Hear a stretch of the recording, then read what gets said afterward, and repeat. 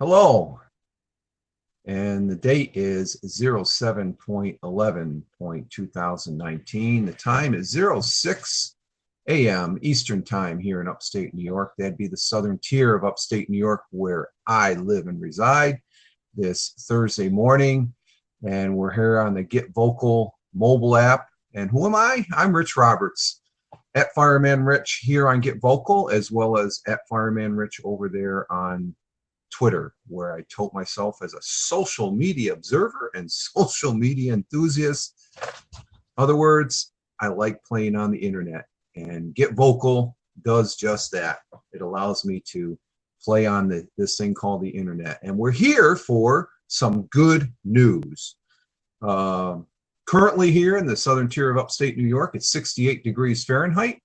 And the sun this morning is going to rise at 5:40. So it's been up for about 40 minutes. We got some overcast, scattered thunderstorms here in the southern tier of upstate New York this morning, and then mainly cloudy during the afternoon. Thunderstorms likely. A few storms may be severe. High 84 degrees Fahrenheit. Winds south by southwest at 5 to 10 miles an hour. So thunder showers, thunderstorms, scattering thunderstorms starting about a little after noon today. So let's get into here's the good news. Tanzania, country over there in Africa, says elephant and rhino population rebounding after anti-poaching crackdown. That's a good thing, I think. Oh, incidentally, I do have the morning coffee. And Tanzania says elephants and rhinos are on the rebound. Elephant and rhino populations in Tanzania have begun to rebound after a government crackdown dismantled organized criminal networks involved in industrial scale poaching, the country's president said. A prominent Chinese businessman dubbed the Ivory Queen was sentenced to 15 years in prison by a Tanzanian court in February for smuggling the tusks of more than 350 elephants to Asia, marking a major victory for the government. As a result of the work of a special task force launched in 2016 to fight wildlife poaching, elephant populations have increased from 43,330 in 2014 to over 60,000 presently, the president said in a statement this past Tuesday. The number of rhinos, an endangered species, has increased from just 15 to 167 over the past 4 years. So very low numbers there, but that's a big increase nonetheless. The elephant population in Tanzania, famed for its wildlife reserves, shrank from 110,000 in 2009 to little more than 43,000 in 2014. So that's a significant loss in a span of, 5 years?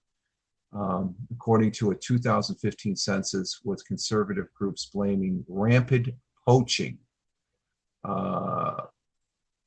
Demand for ivory from Asia countries such as China and Vietnam, where it's turned into jewelry, and ornaments, has led to the surge of poaching across Africa. Tourism is the main source of hard currency in Tanzania. You know, people visiting, taking the pictures, not the shooting, but the pictures. Best known for its wildlife safaris, Indian Ocean beaches, and Mount Kilimanjaro, which someday I'd like to climb. The presidency says revenues from tourism were $2.5 billion last year, up from $1.9 billion in 2015. It said Tanzania had set aside 32% of its total land area for conservative activism and dismissed criticism from environmentalists about the $3 billion hydropower dam project in the Celeste Game Reserve, a UNESCO World Heritage Site. So, even though there's a little controversy on the uh, in the Tanzania wildlife reserves, the elephant and rhino populations are on the increase, and that's a good thing. Good to hear that, and it just can get better with the crackdowns that they're doing with people that are doing some bad things to the elephants and rhinos over there. The rhinos population, that's really low, and the elephants, you know, they were all over Africa back before us humans. So we need to be the caretakers, and the Tanzania government is. It looks like they're getting it done, and it's going to be an ongoing struggle, and I have no mercy for those poachers. You know, I say hang them up by the thumbs. But they're getting it done with the crackdown, and we have to be the caretakers of our environment, and this is some good news, and I'm glad to be bringing it to you all here on the Get Vocal, which I will be repurposing this video over there on YouTube as well as on the Instagram TV, and I'm sort of alternating. I'm going back and forth from Get Vocal. I did a Anchor Morning Audio yesterday where I have some good news, pretty much the same format, but it's audio only. So I like getting on here and getting the live stream capability that Get Vocal mobile app here on my LG Stylo 3 track phone provides, and it's a great thing. And I'm having fun repurposing it over on YouTube as well as Instagram, which I don't post too much because I'm not a Facebook fan, and it's sort of tied to Facebook, but I can still live with that. I'm not on Facebook, but I'm on the Instagram nonetheless for posting this, as long as I keep it within the 10-minute span of broadcasting here on these. Here's some good news on Get Vocal. But if you're watching this on the replay, I thank you very much. I hope you all have a good day. I'm going to finish my coffee here.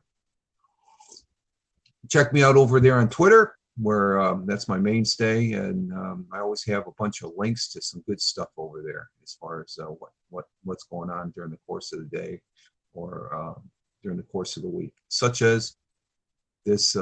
Here's some good news. You all have a good one. Live life, have fun. Ciao for now, and as always, peace.